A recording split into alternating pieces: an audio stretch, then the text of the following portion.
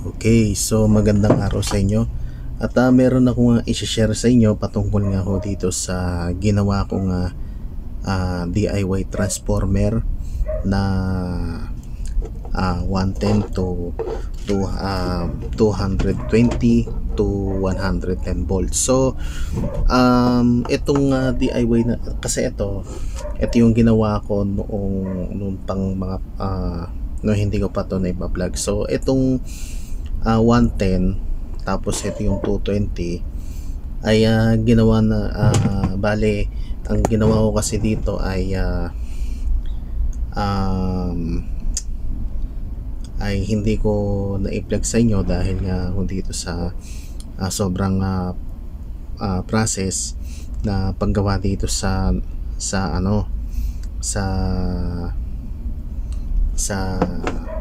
220 to 110 converter. So ngayon ay diniretso ko na sa saksakan yung ginawa ko na ito ng saksakan. So meron lang ako i-share sa inyo na dito sa so ang ginawa ko dito mga boss, ginamitan ko lang ho siya ng ng 220, tapos ito yung kasi ito yung ginagamit dito sa sa transformer na 220 na i-convert doon sa 37 volts. So bali yung hinahati lang yun sa dalawa. So ito ay i-share lang ho natin sa inyo patungkol nga ho dito sa ginawa natin na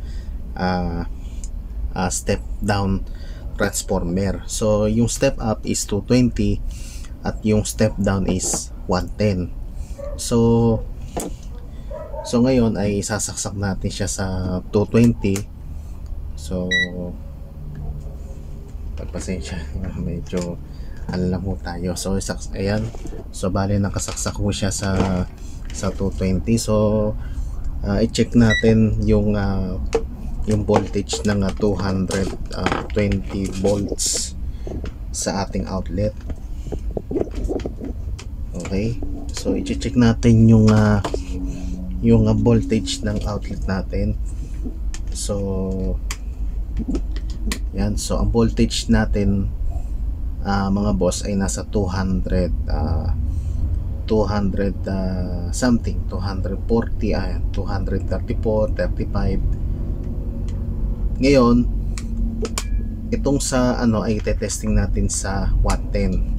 So 235, sasalpak natin ho dito sa salpak lang ho natin dito, and then dito natin siya i-salpak. Yun, so nakasaksak ko yan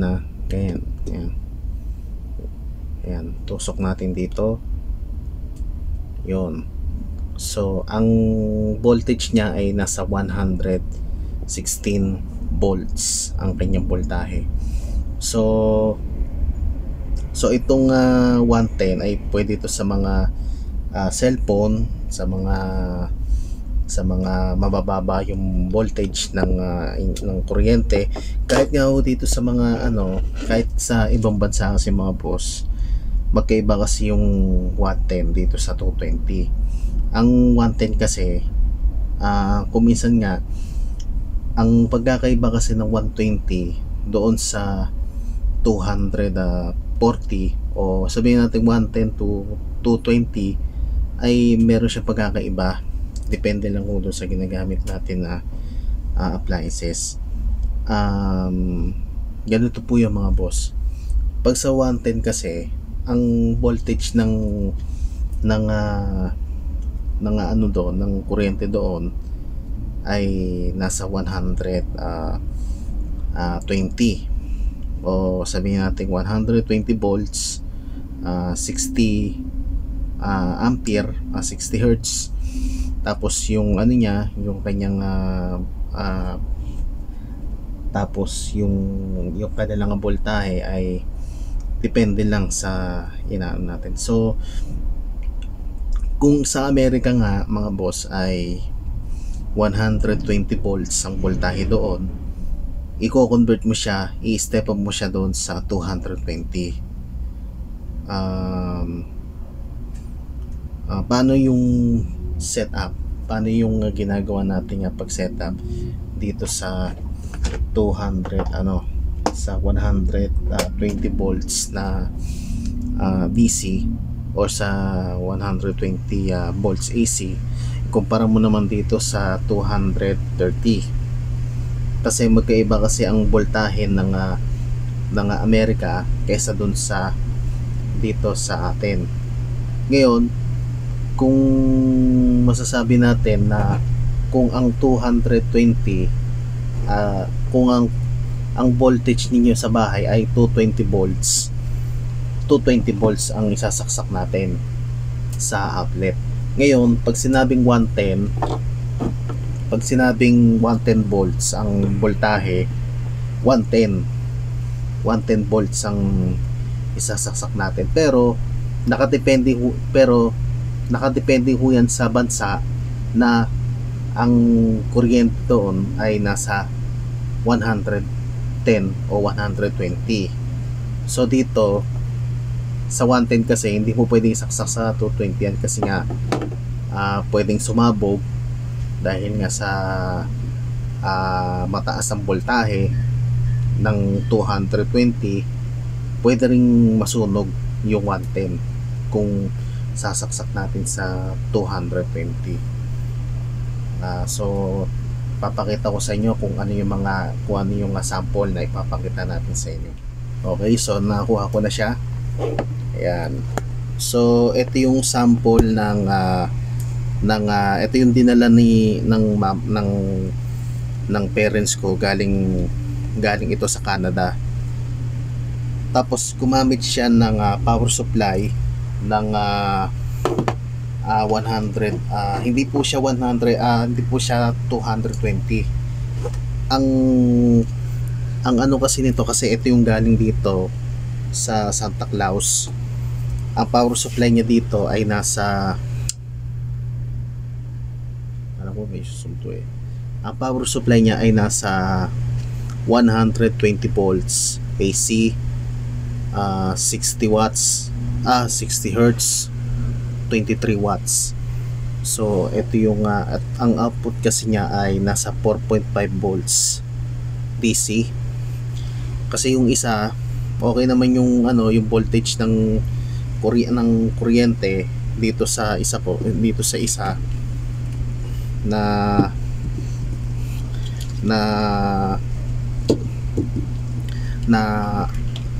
ito ay nasa 120 volts sa AC. Tapos ang output niya ay nasa 12 volts. So okay naman yung yung voltage niya. Kaya lang napundi lang kasi yung ilaw niya sa loob. Alam ko kasi may ilaw to sa loob pero papapalitan naman din yan. Okay, so hindi natin maayos kaagad yung isang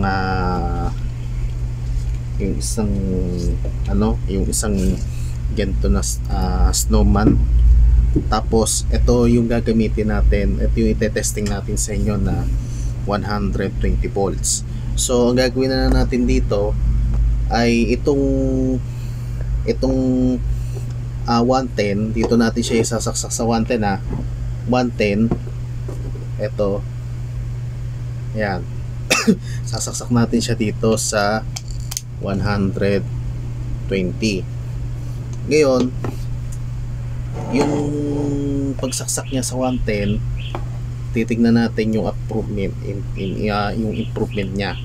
Kasi kung nakasaksak to sa 120 sa 110, kung 120 yung sa inyo, kung 120 yung inyong kuryente sa kung 120 man yan, ibig sabihin kung dinala dito yung naturang batawag dito yung padala na galing sa ibang bansa, like for example yung Canada, dinala dito sa galing Canada yung yung gamit. So ngayon tetesting na natin sa 110. So ngayon tetesting na natin siya. I-on natin, on. Yun. Okay siya. Yan. 120 volts ang kanyang voltahe. Kasi yung ano niya, yung sa 120 volts, ite-testing natin ngayon sa series. Ite-testing natin dito yung series. Okay. Series valve. Sa series valve natin siya i-test. Series valve. Ngayon, isasaksak natin yung series valve. Bale, naka-series yan eh. Pero hindi siya naka-parallel. Okay, so bigyan ko lang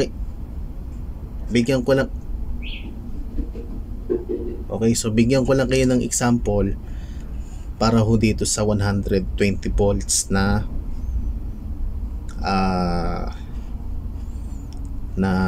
power supply.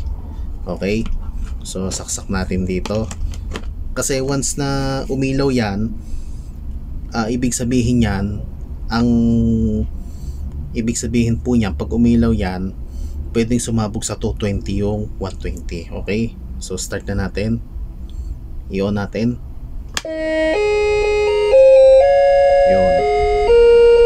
Yun, matik yun kasi ang nagiging okay, so pasensya na kayo at medyo pinatawag lang ako doon. Okay, so ulitin natin yung yung kanina, yung sa 120 volts sa AC, tapos ang output niya, input 120 volts, output 4.5 volts DC. Okay, so testingin natin, saksak, and then start natin siyang buksan.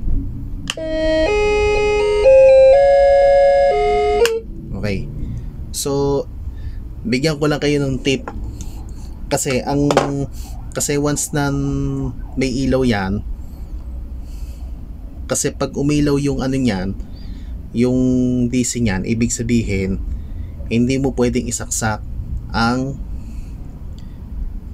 120 sa 220 kasi nga yung 100 volts, yung 120 niyan ay nanggaling sa ibang bansa. Ngayon, subukan natin sa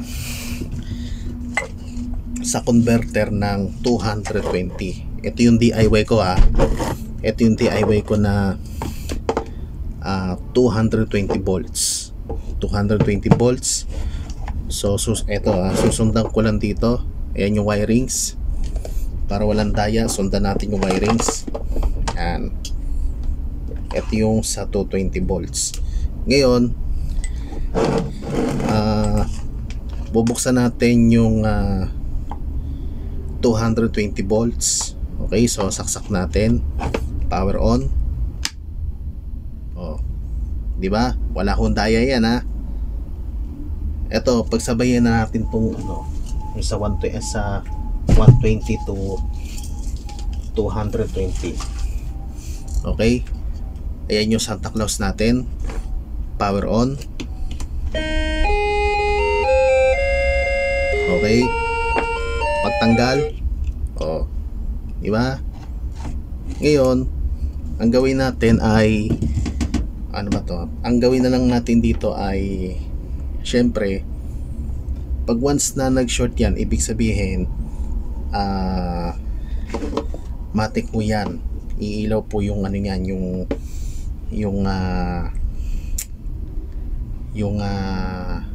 So gawin natin, tatanggalin natin saksak. Syempre tanggalin natin yung saksak ng sa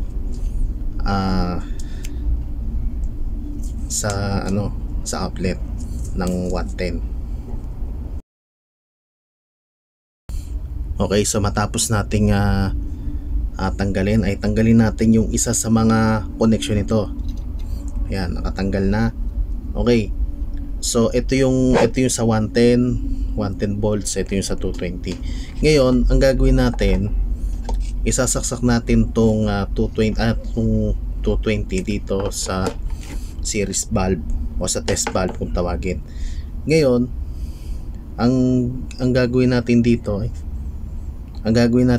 ay pang short natin, and then try natin siyang i-short. Buti hindi ako nakuryente Okay, so try natin siyang i-short. Ayun. Ayan o. Yan yung sa 220 buti hindi ako nakuryente. Pero mahalaga is hindi naman gaano. So hindi ko na kasi hindi ko na siya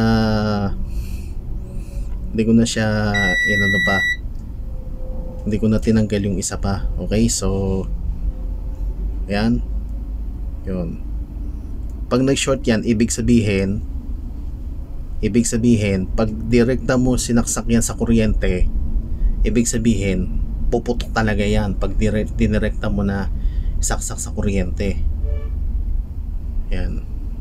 Okay, so kita ba yung anggulo doon sa yan. So kita ba? Yan yung neutral, yung sa saksakan. Okay, so kita ba? Yun o. Oh, yan. Yan. So okay.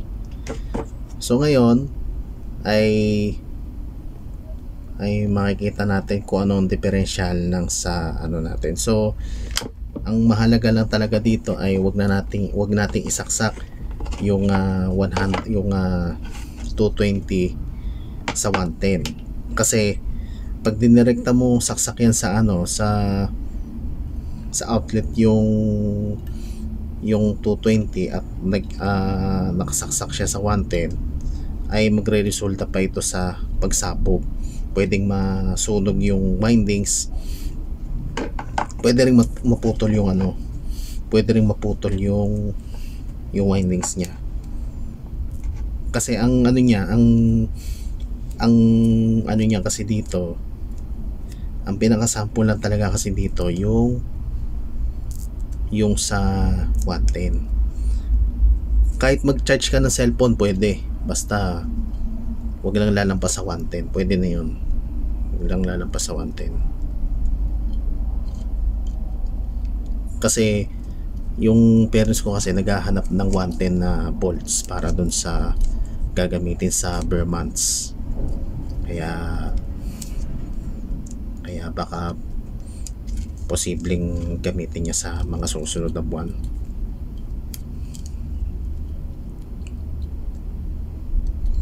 Okay, so habang ini-splice natin, buti hindi ako nakuryente doon kasi nakita ko nakasaksak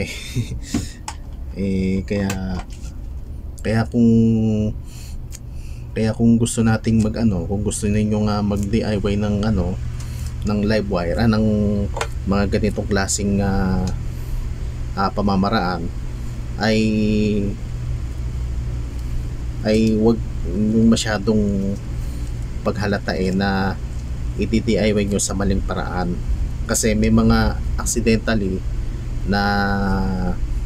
na-aksidenteng tao na nagkakamali dahil sa maling pamamaraan ng pagdi-DIY.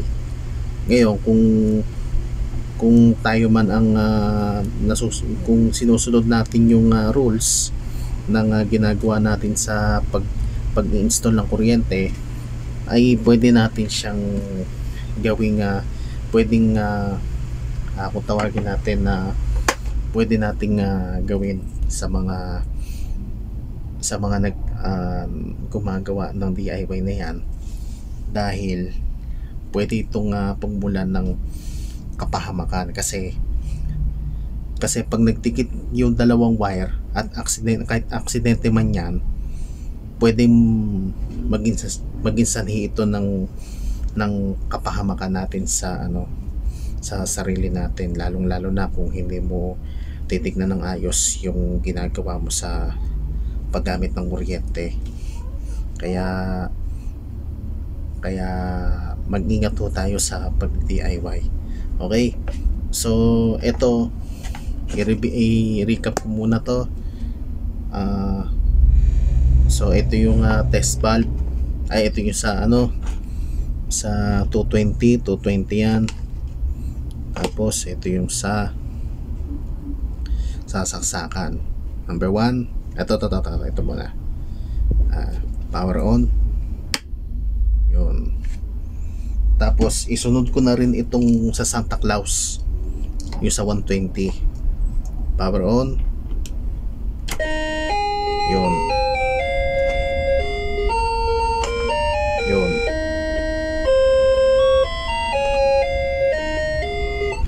Yun. Okay.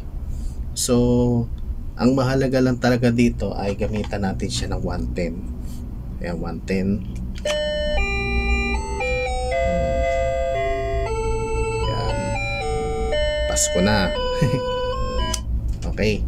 So, yun lang at eto, final na ano natin. Final DIY. Okay, so dito.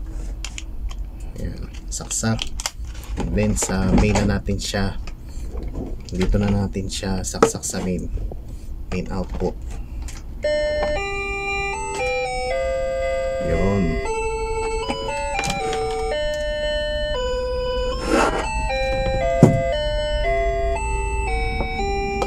Tung tung tung tung tung tung tung tung.